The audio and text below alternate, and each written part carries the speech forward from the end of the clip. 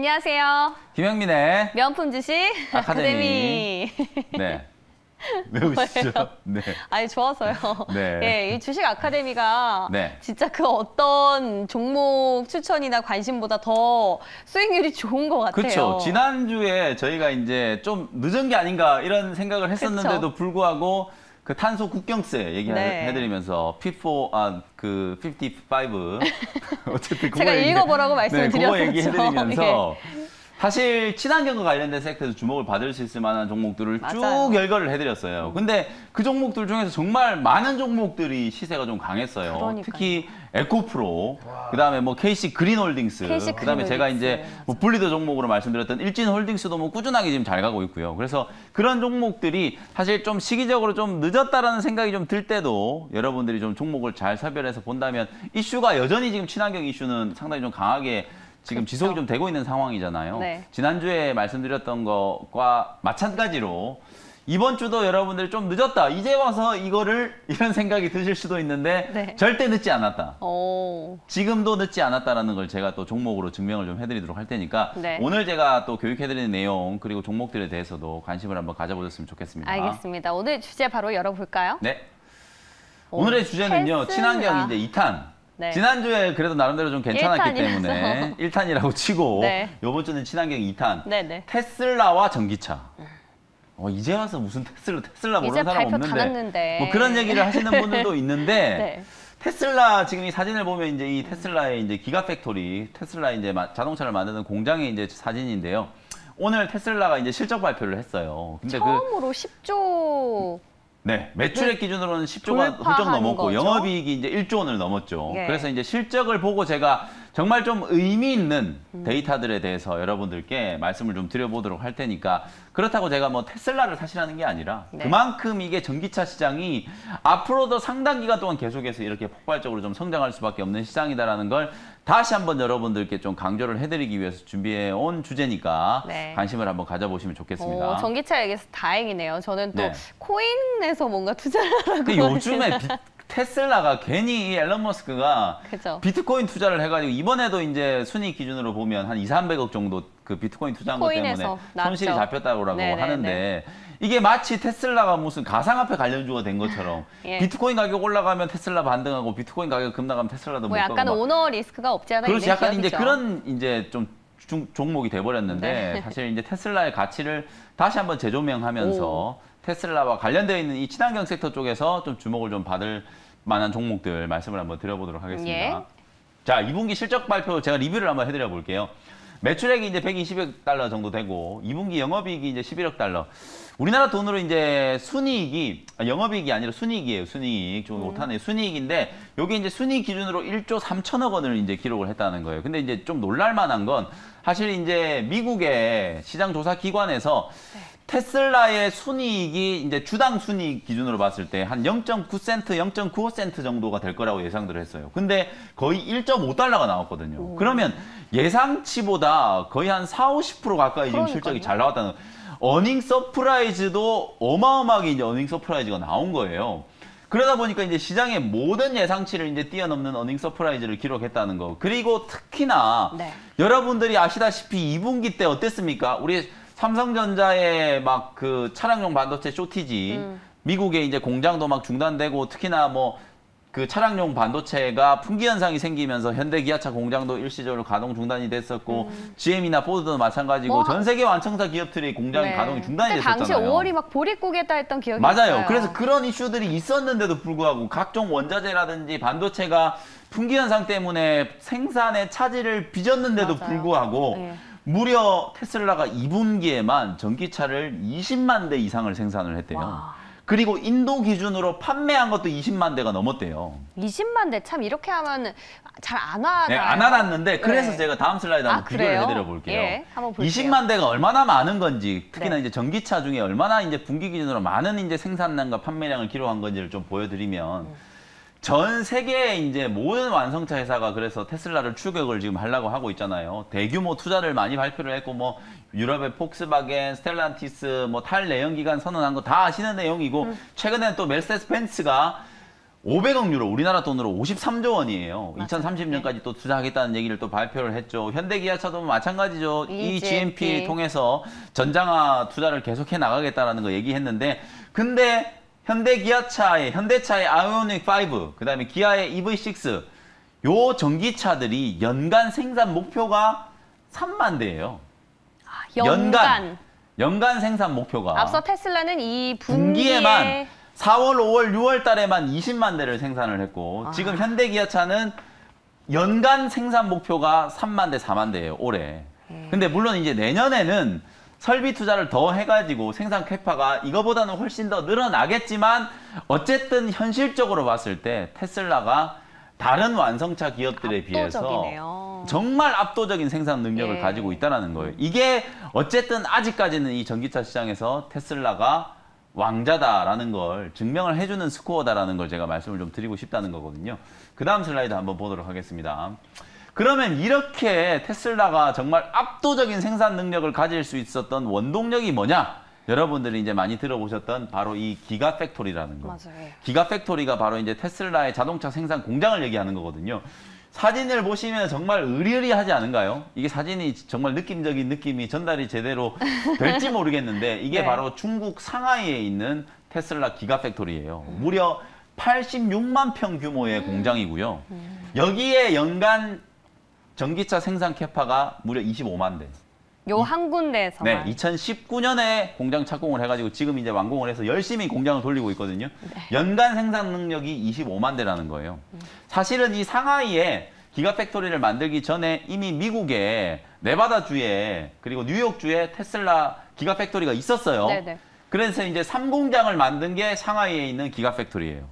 근데 상하이에 있는 기가팩토리에서만 연간 25만 대 정도 생산 능력을 가지고 있다. 이게 끝이 아니에요. 다음 슬라이드 한번 보겠습니다. 테슬라에서 나오신 분 같네요. 독일 베를린에다가 또 공장을 짓고 있어요, 지금. 네. 독일 베를린에다가 짓고 있는, 이 보시는 게 독일 베를린에 지금 짓고 있는 공장의 사진이에요. 공사를 지금 막 하고 있거든요. 요게 이제 연간 50만 대 정도 생산할 수 있는 규모라는 거예요. 50만 대. 그리고 이것도 끝이 아니에요. 또 있어. 다음 슬라이드 한번 보도록 하겠습니다. 미국 텍사스 오스틴 많이 들어보셨죠? 우리 삼성전자가 오스틴에 지금 파운드리 공장 가지고 있잖아요. 그 텍사스 오스틴에 기가팩토리를 또 짓고 있어요, 테슬라가. 요것도 연간 30만 대 생산 규모예요.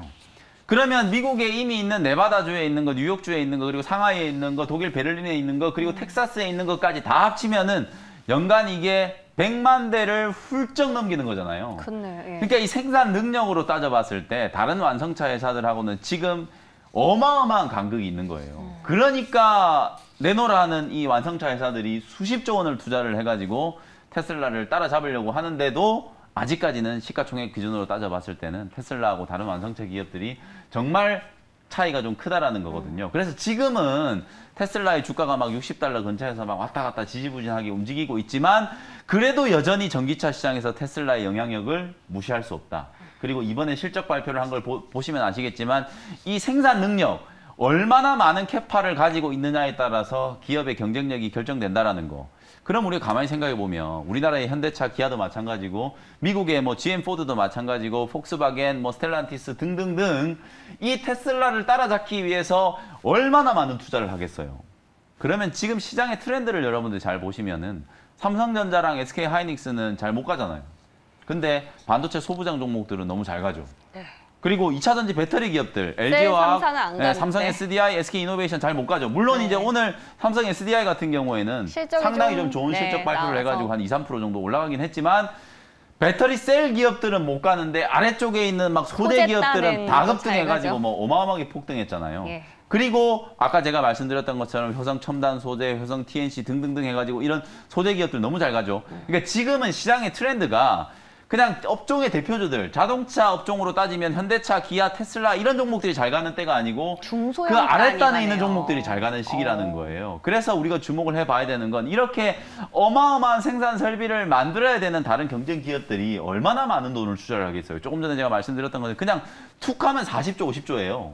그거 다 합치면 수백조 원이거든요. 그 수백조 원을 이 전기차 시장에다가 베팅을 하겠다라고 하는 거니까, 그 어마어마한 투자의 낙수 효과를 입을 수 있는 기업들이 상당히 좀 많기 때문에 역시나 오늘도 제가 테슬라를 주제로 이제 말씀을 드렸지만 그 네. 아랫단에 있는 종목을 좀 보자. 그게 이제 핵심이라고 보시면 될 것 같고요. 다음 슬라이드 한번 보겠습니다. 그래서 압도적인 이 생산 능력을 이제 자랑하는 테슬라, 그리고 그걸 추격하는 경쟁자 P455 말씀드렸었죠. 어쨌든 미래에는 분명히 이 친환경 자동차가 그렇죠. 계속해서 점유율을 확대해 나갈 수밖에 없는 구조적인 트렌드, 탄소 제로, 탄소 중립, 전기차 생산 능력 향상을 하기 위해서 대규모 투자가 지속될 수밖에 없다. 그러니까 당연히 그 아랫단에 있는 배터리와 관련된 기업들, 그리고 우리가 항상 제가 강조해드렸지만 미래의 이 전기차가 사실은 내가 운전을 하는 전기차는 별로 흥미가 좀 떨어지잖아요. 그래서 언젠가는 우리가 타고 다니는 이 전기차 수소차가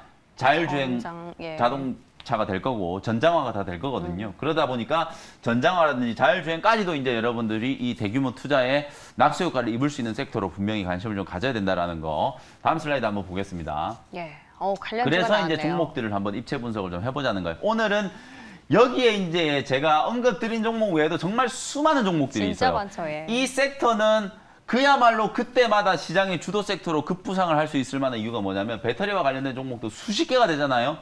전장화와 관련된 종목도 제가 대표적인 종목들만 언급시켰는데 이것도 역시 수십 개예요. 그리고 거기에다가 자율주행 관련된 종목들도 마찬가지로 뭐 카메라 모듈부터 해가지고 그렇죠. 전장화, 하드웨어, 소프트웨어 다 하면은 인포테인먼트까지 하면 수십 개의 종목들이 나오거든요.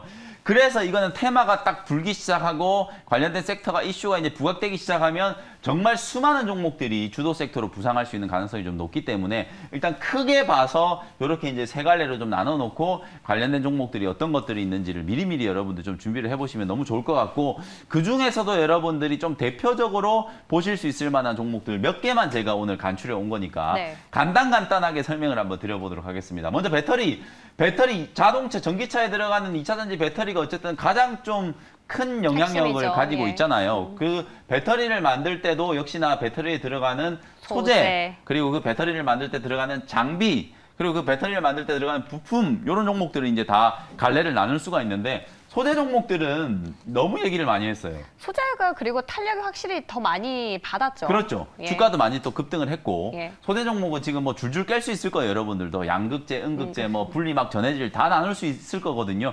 그 종목들이 이미 시장에 많은 부각을 좀 받았었고, 여러분들도 이제 어느 정도 공부를 좀 하신 분들이라면 익히 이제 다 알고 계실 거라서, 장비 종목들이 이제 좀 남아 있잖아요. 만약에 네. 이제 소재 종목들 이어서 2차 전지 제조 장비, 공정 장비를 만드는 기업들이 좀 주목을 좀 받는다면 어떤 기업들이 있을까? 그런 기업들 중에서 엠플러스, 뭐 필옵틱스, 하나기술, PNT, 뭐 상신, EDP 등등등 정말 많은 기업들이 있는데 그 중에 좀 대표적으로 하나기술이라든지 필옵틱스 같은 이런 종목들 한번 보시고요.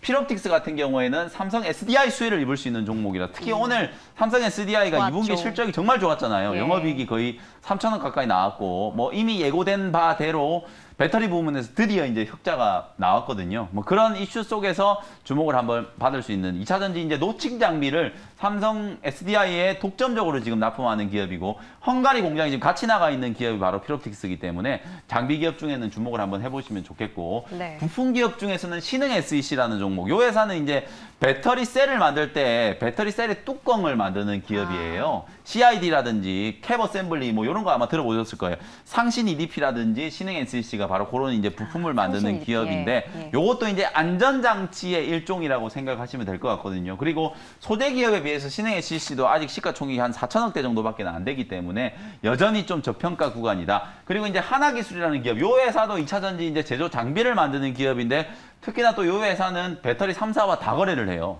삼성 SDI, SK 이노베이션, LG 화학과 모두 다 이제 턴키 방식으로 거래를 다 할 수 있는 기업이기 때문에 요 기업도 지금 7만 원대 초반에서 되게 오랜 기간 동안 좀 머물러 있거든요. 매물 소화 과정을 좀 거치고 있다라고 보고, 수급이 한번 붙어준다면 뭐 8만 원, 8만 원 후반원까지도 충분히 한번 상승을 할 수 있을 만한 그런 종목이니까, 네. 이제 배터리 관련된 종목들 중에서도 소재 장비 부품 쪽으로 수급이 조금 확산될 수 있다라는 걸 염두를 해두고 이런 기업들이 있다라는 거 한번 잘 간추려 놓으시면 좋을 것 같고, 그다음에 네. 이제 전장화.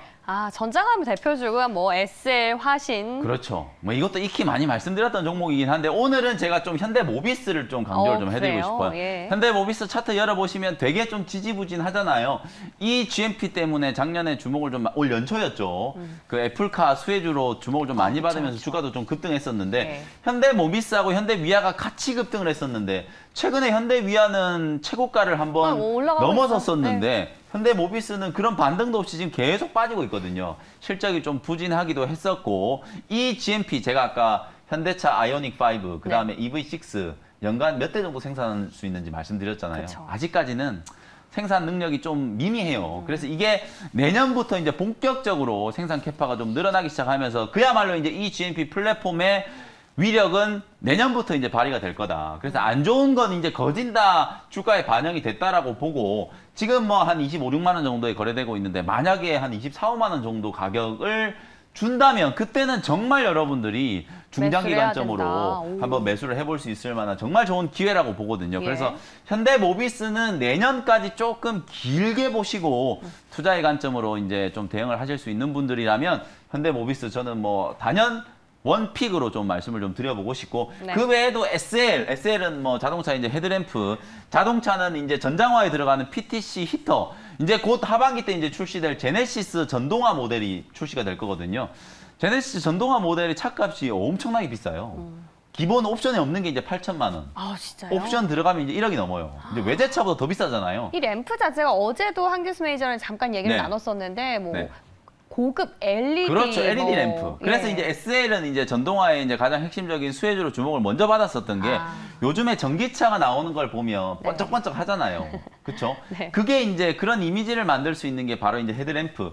그 헤드램프를 이제 전부 다 LED로 들어가기 때문에 단가가 상당히 좀 높다라고 보시면 되겠죠. 그렇게 생각하시면 되고. 그다음에 자화전자는 PTC 히터. 이제 현대차 네. 제네시스 전동화 모델부터 이제 본격적으로 양산을 시작해가지고 납품을 할 거고 내년에 이제 출시되는 아이오닉 6에도 자화전자가 만들어낸 PTC 히터가 납품이 좀 될 거기 때문에 이제 자화전자는 여러분들이 카메라 모듈 관련된 종목을 알고 계시잖아요. 전동화 관련된 수혜주로도 이제 본격적인 실적 반영이 시작될 거다 이슈가 이렇게 참 보시면 되고요. 많은데 참 못 가서 아쉬운 기업이긴 해요. 그리고 화신이라는 종목. 화신은 화신도. 여러분들이 이제 잘 아시는 자동차의 차체. 이제 셰시, 차체. 차체 만드는 회사라고 보시면 돼요. 근데 이게 전동화가 되면 될수록 차체도 이제 좀 커지고 무거워지잖아요, 중량이. 네. 그런 것들을 이제 감안을 했을 때 ASP라고 하는데 이제 그게 계속 올라가기 때문에 영업이익이 좀 좋아지는 기업. 화신도 지금 10,000원 언저리에서 계속 왔다 갔다 하고 있거든요. 요 회사도 한번 또 타이밍 딱 받으면은 12,000원 정도까지는 뭐 한 방에 또 올라갈 수 있는 그런 끼를 가지고 있는 기업이니까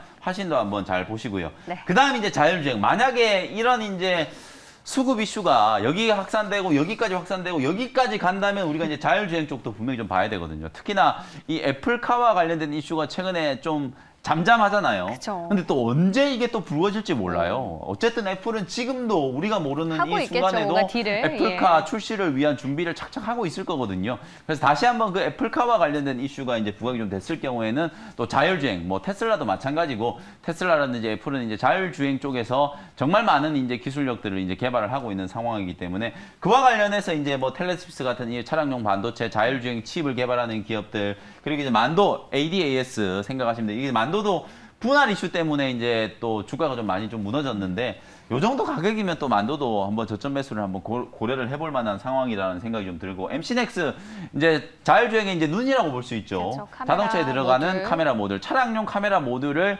가장 잘 생산하는 기업이에요. 특히나 이제 MC넥스도 요게 이제 그냥 코스닥 시장에 있었으면 좋았는데 코스피를 이전되고 나서 주가가 너무 지지부진하거든요. 근데 요 회사도 정말 실만큼 쳤다라는 생각이 좀 들어요. 네. 그래서 MC넥스 그 다음에 또 카메라 모듈 이제 테슬라향 수혜를 이제 좀 입을 수 있는 옵트론텍 요런 종목들을 여러분들 대표적으로 분리를 조금 해놓으시고 관심 있게 한번 보시면 괜찮지 않겠나.